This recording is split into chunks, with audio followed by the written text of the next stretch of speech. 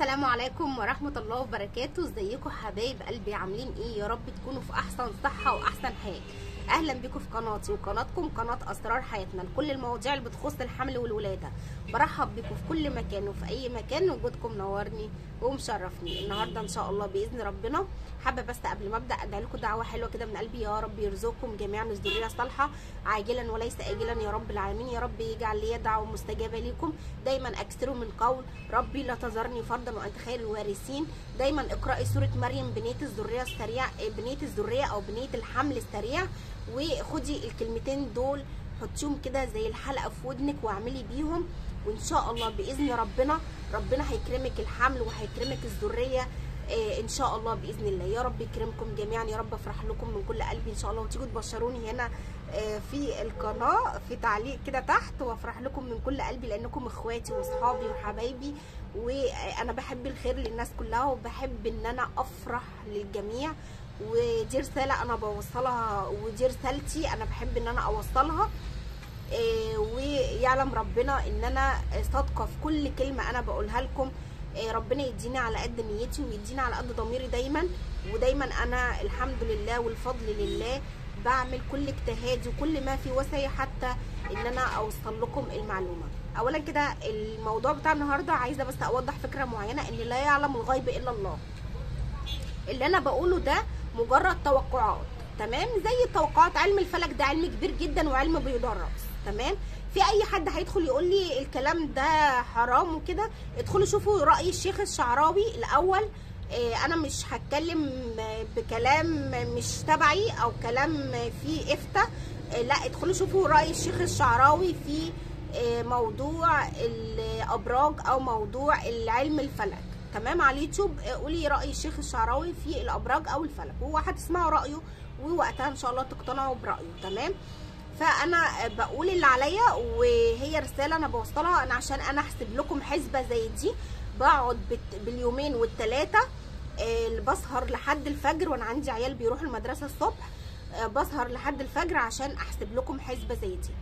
فرجاء منكم، انا والله بحب اساعدكم، مش حابه ادخل على قلبكم طاقه امل وتفاؤل، حابه اكون مصدر سعاده ليكم. فانتوا بالله عليكم ما حدش يعلق لي تعليق سلبي، لان الكلام الايجابي بيأثر والكلام السلبي بيأثر، فاحنا مش حابين اي حاجه سلبيه. فاللي عايز يسمع على عيني وعلى راسي، واللي مش حابب المعلومه او كده فبلاش اي كلمه مش حلوه. وتاني رجاء منكم ان انتوا تحطوا لي لايك للفيديو عشان اللايك بيرفع الفيديو، وده دعم منك للقناه، وكمان عشان الفيديو بيكبر وبيوصل لاكبر عدد من الناس تستفيد بالمعلومه او تعرف المعلومه دي. فرجاء منكم، من احلى واغلى اخوات ليا في الدنيا، دايما واقفين في ظهري، دايما ساندني، دايما معايا، وانا دايما معاكم. انا كمان والله ما هقصر معاكم ابدا لحد اما اوصل رسالتي، ولحد اما تيجوا تبشروني هنا في القناه وتقولوا لي كل واحده فيكم ان ربنا اكرمها، وافرح لكم من كل قلبي. فما تأثروش معايا في اللايك عشان الفيديو يترفع يوصل لاكبر عدد من الناس، وغيرنا يستفيد بالمعلومه، لعلك انت تكوني سبب في ان غيرك يستفيد بالمعلومه دي. طيب، الاعمار اللي لها فرصه حمل كبيره، اول سن معانا ليه فرصه حمل كبيره جدا خلال سنه 2023 هو سن ال 19 سنه. 19 سنه احنا هناخده بدايه من 19، هو المفروض من 18 بس اكتر سن هو سن ال 19، تمام؟ طيب، تاني سن معانا هو سن ال20، يبقى ال 19 ال20 ال 19 ال20. تالت سن معانا هو ال 23 ال 23. السن اللي بعد كده هو ال 25. السن اللي بعد كده هو ال 27. السن اللي بعد كده هو ال 29. السن اللي بعد كده هو ال 30. والخمس سنين بعد ال 30 يعني 31 32 33 34 35 لحد ال 35 دول انا عايزه اقول لكم من سن ال 30 لحد ال 35 لهم فرصه حمل كبيره جدا جدا جدا، من شهر 1 و3 و6 و7 و8 و9 و10 لحد 12، تمام؟ لكم فرصه حمل كبيره جدا الخمس سنين من ال 30 لحد ال 35 ان شاء الله باذن رب العالمين. طيب اللي انا حابه ان انا اقوله برضو ان من سن ال 35 لحد 37 لكم فرصه حمل، يعني 35 36 37 لكم فرصه حمل كبيره جدا ان شاء الله باذن ربنا خلال السنه دي. طيب نيجي للاعمار اللي بعد كده. احنا طبعا هنسيب السن اللي هو 38 و 39 و 39 وال 40، ومن بعد ال 40 41 و 43 41 و 43 تمام. 41 و 43 لهم فرصه حمل كبيره جدا ان شاء الله باذن ربنا لو عملوا اللي عليهم تمام، لان طبعا من بعد ال 40 سنه بتقل فرص الحمل، بتقل نتيجه ان المبيض اصلا ان المبيض البويضات او عدد البويضات بيقل، فاما البويضات عددها بيقل ده بتقل فرص الحمل، او التبويض عندك الخصوبه بتقل طبيعي. كلنا بعد سن ال 40 سنه التبويض بيقل او الخصوبه بتقل، فطبيعي بيقل معاكي فرص الحمل. فدي نقطه مهمه جدا ان ممكن تقل معاكي فرص الحمل نتيجه ان التبويض بيقل معاكي او ان التبويض ما بيكونش في احسن صوره تمام. فده اللي بينتج عنه ان بتقل معاكي فرص الحمل بشكل كبير جدا.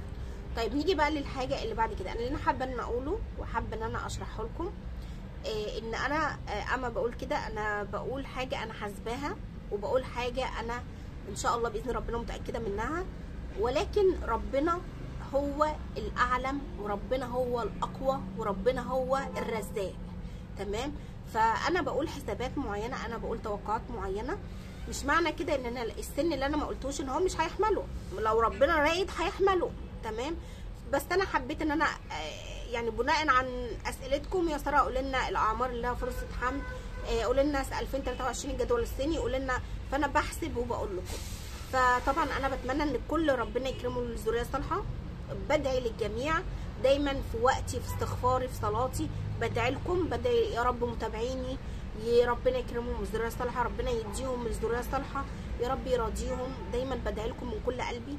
فانتوا اعملوا اللي عليكم واعملوا بالاسباب وعايزه اقول لكم ان انتم مش معنى ان انا بقول كده ان انتم مثلا حد ما قلتش السن ان هو مش هيحمل، لا ممكن يحمل عادي.